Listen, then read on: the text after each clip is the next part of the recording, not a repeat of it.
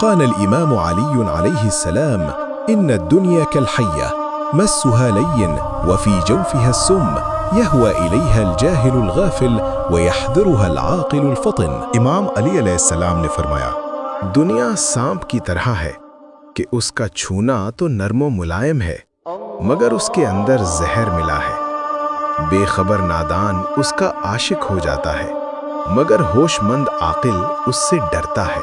इमाम अली अलैहिस्सलाम फरमूद, दुनिया मानंद मार است، لمس آن نرم و لطیف است ولی درونش زهرآلود است.